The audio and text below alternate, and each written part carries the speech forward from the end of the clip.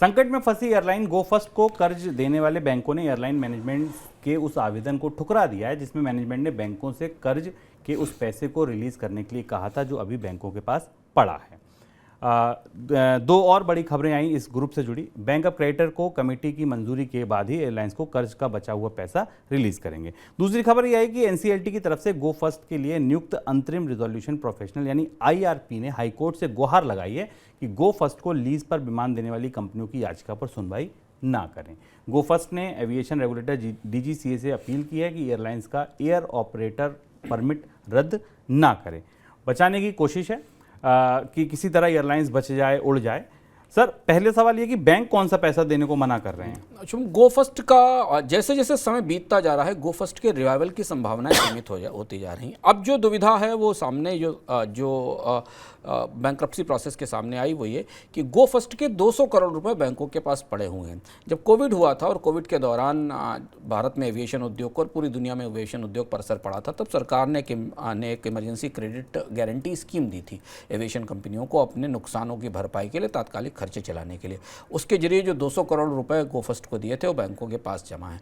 गो first को अपने संचालन शुरू करने के लिए पूंजी चाहिए, पैसा चाहिए, ताकि वो जितने भी जहाज हैं उनको उड़ा सके और उनका कार्यक्रम बता सके डीजीसीए को। बैंकों ने पैसा देने से मना कर दिया। बैंकों ने पैसा इसलिए देने से मना कर दिया क्योंकि कंपनी बैंकरप्ट हो चुकी है, दिवालिया हो चुकी है, 11,000 करोड़ रुपए के आसपास का कर्ज है कंपनी पे।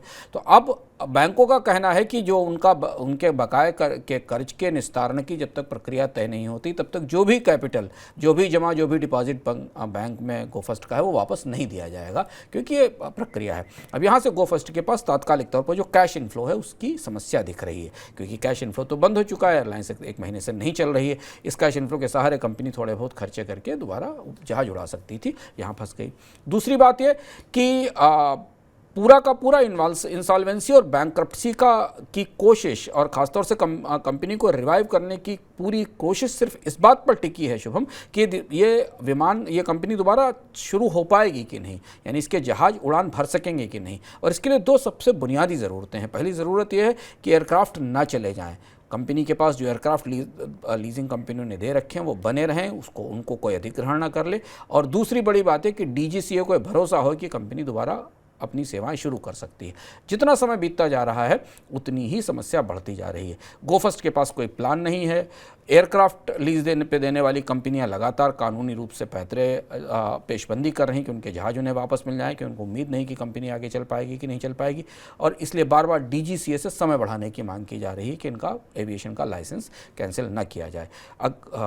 ये इन परिस्थितियों के बीच कब तक डिसाइड होगा, लेकिन जैसे जैसे समय बीत रहा है गो फर्स्ट की मुश्किलें बढ़ रही हैं। डीजीसीए कब तक इंतजार करेगा सर? डीजीसीए ने को भी 1 महीने का समय दिया है गो फर्स्ट ने, लेकिन जो परिस्थिति है उसमें जब तक कैश फ्लो नहीं होगा कंपनी के पास दिखाने के लिए अगले 1 साल के 6 महीने के संचालनों के लिए, डीजीसीए कम से कम ये तो मांगेगा कि साल भर चलाने के लिए आपके पास कैश फ्लो है कि नहीं है। डीजीसीए मांगेगा कि साल भर चलाने के लिए आपके पास जहाज हैं कि नहीं है। जो नेटवर्क है, जिस नेटवर्क के थ्रू आप सर्विसेज चलाते हैं, चाहे वो एजेंट्स का नेटवर्क हो या बाकी जो सर्विसेज का, जो ग्राउंड हैंडलिंग स्टाफ का बाकी है, जो किराए देने होते हैं आपको, वो उसके लिए है कि नहीं। ये सारा भरोसेमंद प्लान गो फर्स्ट बैंकरप्ट होने के बाद कैसे प्रस्तुत करेगी, ये बड़ी बात है। तो डीजीसीए भी 1 महीने और इंतजार करने की परिस्थिति में दिखता है, लेकिन ये इंतजार भारी पड़ रहा है यात्रियों पर, क्योंकि भारत में विमान के किराए पिछले 1 महीने 2 महीने के दौरान बेहद तेज़ी से बढ़े, क्योंकि बाजार में उतने जहाज नहीं हैं, उतने एयरक्राफ्ट नहीं है, और इसलिए भारत का एविएशन बाजार